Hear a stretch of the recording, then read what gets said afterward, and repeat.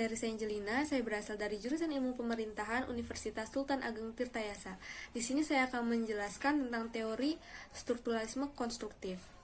Teori strukturalisme konstruktif dikemukakan oleh seorang sosiologi kultural asal Prancis yang bernama Pierre Bourdieu, yang dimana pemikiran-pemikirannya berasal dari tokoh-tokoh sosiologis terdahulunya, seperti Emile Durkheim, Foucault, Karl Marx, Max Weber, Levi-Strauss, Jean-Paul Sartre, Wittgenstein, dan masih banyak lagi. Dalam teorinya ini, Bourdieu menggabungkan teori strukturalisme yang hanya berfokus pada struktur-struktur dan mengabaikan agen atau aktor sosial dengan teori eksistensialisme yang hanya memfokuskan teorinya itu kepada agen atau aktor sosial dan mengabaikan struktur. Alasan Bourdieu menggabungkan kedua teori tersebut adalah karena dia berpikir bahwa kedua teori ini saling berkaitan dan tidak dapat dipisahkan. Dari penggabungan kedua teori tersebut menghasilkan suatu rumus habitus dikali modal plus ranah sama dengan praktik sosial, yang dimana habitus merupakan hasil internalisasi dari struktur dunia sosial yang terbentuk setelah manusia tersebut lahir di dunia dan berinteraksi dengan masyarakat dalam ruang dan waktu yang terbatas, atau bisa kita sebut dengan kebiasaan. Habitus memiliki beberapa prinsip, yaitu yang pertama berasal dari tindakan yang berulang sehingga ia bisa bertahan lama, yang kedua terlahir dari kondisi sosial tertentu, yang ketiga menstrukturkan struktur, yang keempat struktur yang terstrukturkan, yang kelima transposable atau bisa dialihkan, yang keenam berpola dan teratur tetapi bukan suatu ketertundukan terhadap peraturan tertentu, yang ketujuh terarah kepada tujuan dan hasil tindakan tertentu. Lalu ada modal, yang dimana pengertiannya merupakan sesuatu yang memiliki nilai lebih yang bisa digunakan untuk menghasilkan sesuatu atau sebagai bekal dalam pekerjaan. Modal terbagi menjadi 4 macam. Yang pertama ada modal ekonomi yang berorientasi pada uang, alat produksi, dan materi. Yang kedua ada modal sosial yang merupakan hubungan sosial antar manusia. Yang ketiga ada modal budaya yang berasal dari kualifikasi intelektual. Yang keempat ada modal simbolik yang berasal dari prestise seseorang. Lalu selanjutnya ada ranah.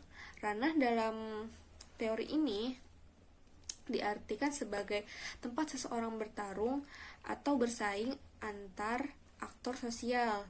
Tujuannya untuk mendapat sumber daya yang berupa modal yang lebih banyak dalam memperoleh akses tertentu yang dekat dengan hierarki kekuasaan. Nah, praktik sosial merupakan suatu interaksi di antara ruang lingkup tersebut, dan di dalamnya ada habitus, modal, dan ranah. Contohnya itu misal ada seorang karyawan di perusahaan X. Karyawan ini kita namakan misalnya Udin. Udin ini adalah karyawan yang rajin, disiplin, ramah, cerdas, dan inovatif. Kebiasaan-kebiasaan disiplinnya telah ia tanamkan sejak ia mengenyam pendidikan di bangku sekolah dasar yang diajarkan oleh ibunya. Kebiasaan itu terbawa hingga ia bekerja seperti sekarang. Nah, ketika Udin ini datang lebih awal, ia selalu membereskan mejanya, membersihkan lingkungan di sekeliling meja kantornya agar terlihat bersih dan rapi. Maka tak heran teman-teman di kantornya menjuluki dia orang yang apik dan disiplin.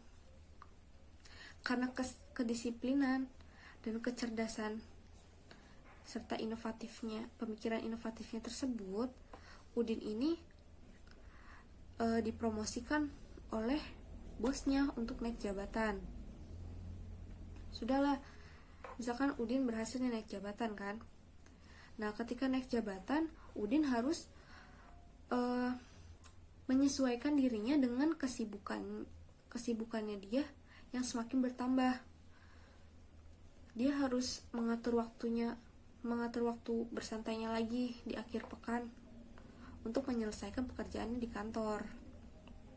Nah, jika kita analisis di sini, Udin tadi udah memiliki kebiasaan disiplin dan rajin, itu karena ditanamkan oleh kedua orang tuanya. Oke, selanjutnya kita analisis berdasarkan rumus yang telah saya jelaskan tadi. Nah, Udin ini disiplin karena ditanamkan dari sejak ia kecil oleh orang tuanya. Itu termasuk ke dalam kebiasaan yang bagus. Nah, ibunya mengajarkan kedisiplinan kepada Udin. Berarti itu adalah struktur karena ibunya udah rajin misalkan, lalu mengajarkan Udin untuk juga rajin dan disiplin. Berarti ibunya Udin itu termasuk struktur yang terstrukturkan. Nah, sedangkan ibunya struktur yang menstrukturkan. Nah, seperti itu. Lalu lanjut kita ke modal. Modal yang dimiliki Udin dalam karirnya bekerja di perusahaan tersebut adalah modal budaya. Modal budaya itu yaitu disiplin, rajin, cerdas, dan inovatif. Lalu ada modal simbolik. Modal simboliknya itu apa? Modal simboliknya itu prestise dari teman-teman atau kolega-koleganya di kantor. Seperti Udin orangnya apik, rajin, disiplin. Nah, lalu setelah itu ada ranah.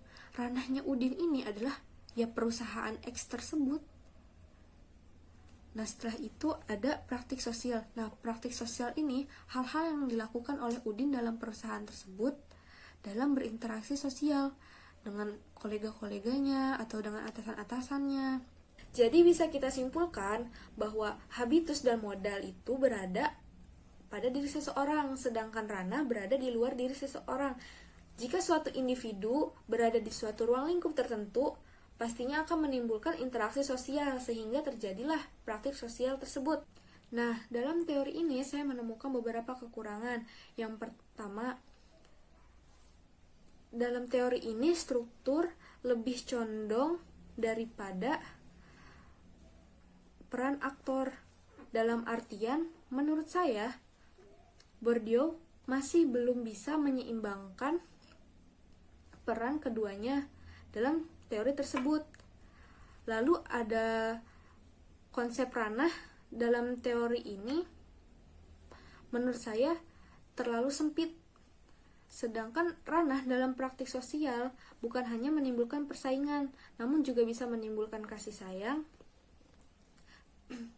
persahabatan, dan emosi-emosi lainnya dalam berinteraksi sosial. Sekian dari saya, semoga ilmunya bermanfaat. Terima kasih.